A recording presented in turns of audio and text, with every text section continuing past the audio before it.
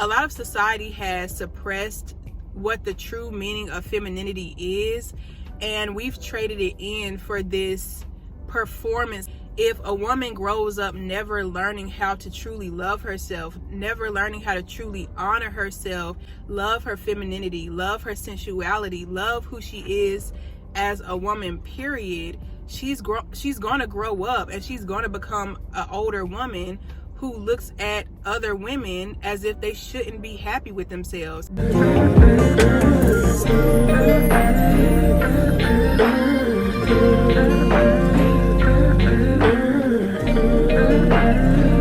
Hey everyone, welcome back to my channel. I am so thankful y'all are here. I pray you can find home here, and if so, welcome. Let's talk about, why do women hate each other? Why do women, and this is not all women, but why are so many women in competition with others? As time goes on, there are more women who wake up to this reality of the competition that women have, but I feel like we're growing historically out of a time period where men had a lot of rulership and a lot of dictation. Where men had a lot of power on what says and what goes. Before I continue, I gotta put on some lip gloss. I just bought this lip plumper lip gloss. We gonna see how it do. If it burn my lips off, child. Ooh. Smell like bubblegum or something. Ooh, my lips are already tingling. But one of the biggest reasons for women hating other women is misogyny, the beliefs that have been passed down from generation to generation about how a family should be, about how women should behave with their husbands, about how, you know, there's some pure wifely women and there's other hoish women, like all these different characters and subtypes of women. Men for the longest have tried to pick and dictate what women will suit their lives best. And historically, this means the women who were more submissive to the man. This meant the woman that was more sexually pure, because they typically wanted a virgin woman. This meant the woman who didn't have a lot of dreams and ambitions. You know, she just wanted to stay home, take care of the kids, and lock in that way. So what men have done historically is put certain women on pedestals, and other women they shame, they criticize, they make it seem like these women, or if you act this way, or if you wear this, you're not considered a good woman, you're not considered a good wife. And so what women did was, we went and said, okay, in order to secure a husband, which means the house, the car, the picket fence, in order to secure that security, we have to compete with other women. We have to measure ourselves up against this fake, non-existent scale, so that we can get the pick of the litter, so that we can get the husband that can provide for us. Women in general have taken on these ideals and still play a part of the competition. So if a beautiful woman walks in, most women will feel jealous. Most women will feel threatened, because that wakes up a very historical part of ourselves that says the most beautiful woman in the room will get the security. The most beautiful woman in the room will get the man that has the highest paying job. She'll get the man that everybody wants. And so a lot of our internalized jealousy and hatred for other women comes from this misogynistic belief or influence that only the beautiful women, or only the more submissive women, or whatever men have decided they wanted, only those women are valuable. Only those women are really seen by men. So again, this has caused a lot of women to have a lot of hatred towards each other, a lot of competition energy towards each other, even in their own families, their own daughters. So it's unfortunate, but a lot of women still run on this old narrative that it's the man that makes us valuable. It's the man that we get that makes us a worthy woman, or that proves to us that we're a real woman or the best woman in the room. And so women have taken this and pretty much ran with it without even questioning, like, why do I feel jealous and envious towards other women who I think are doing better than me or have something more than me? Another reason why I believe women hate other women is simply self-hate.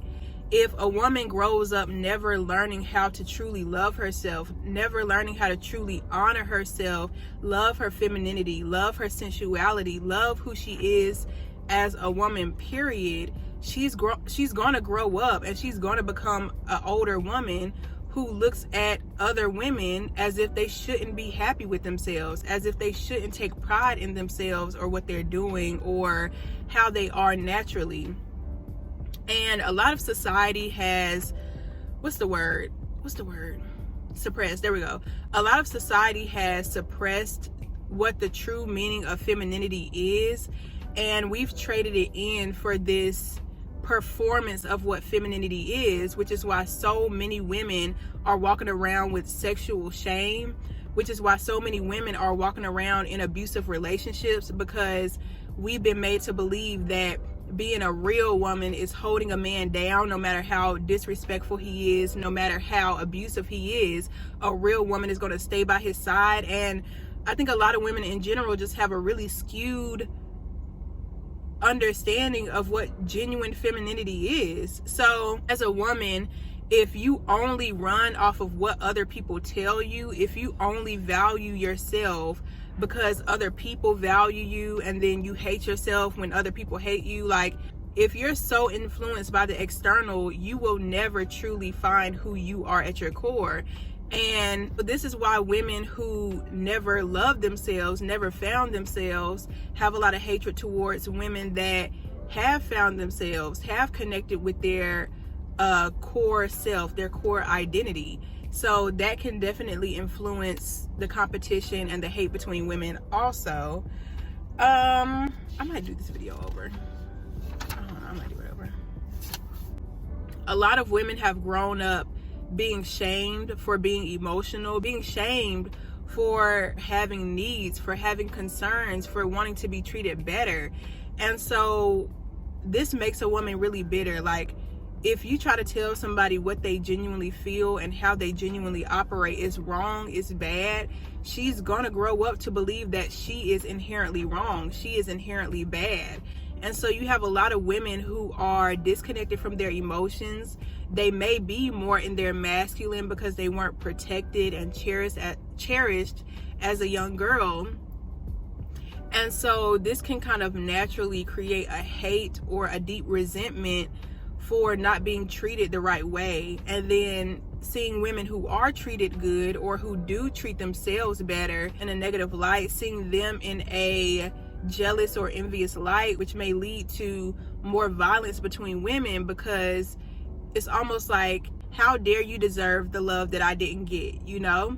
And I'm not gonna lie, you see this a lot with women who intentionally seek out another woman's husband, women who have made it a habit to sleep with or deal with men who are married. These are all wounds. These are all traumas that they aren't fixing, because some women feel like, if I can take her man, if I can take this person away from another woman, that must mean I have the same or more value than his wife, than this other woman. And so you have some women who love being the other woman, love being a side chick, love the game of chasing a man who's unavailable, because it does something for their ego. It does something for the wounds that they're sitting on of not feeling good enough, of not feeling deserving enough. And I mean, it's like, I understand it. I don't agree with it at all, but I can understand why a woman would do that, or a man. It can go either way. So in general, for the longest time, women have used men, whether it's their thoughts, whether it's their beliefs, whatever it is, women have used men as a way to rank ourselves, as a way to validate or invalidate our own worthiness, our own value. And that's not appropriate. That's never going to make you a complete and whole being, because men are humans too. There's some men that will love you, there's some men that won't like you, there's some men who are indifferent. And if we continue on this path of using other human beings to measure our own value, of course women are going to be in competition for men. Of course there's going to be women eager to try to take someone's boyfriend or someone's husband because she's using him to validate her worthiness. Like, the longer women continue to subscribe to misogyny, the more women will disconnect themselves from genuine friendships with other women. The more women will give their power to men and then try to invalidate and shame other women who operate in their power, operate in their worthiness and their identity. We have to first love ourselves. We have to first validate ourselves so that we can find men and date men who actually support us at our fullest potential, so that we won't feel like we have to dumb ourselves down or make ourselves smaller to fit under his ideal of what a woman should be or how a woman should act. Like, it really makes no sense for a woman to suddenly change everything that she is, everything that she's done, just to make a man feel secure in a relationship.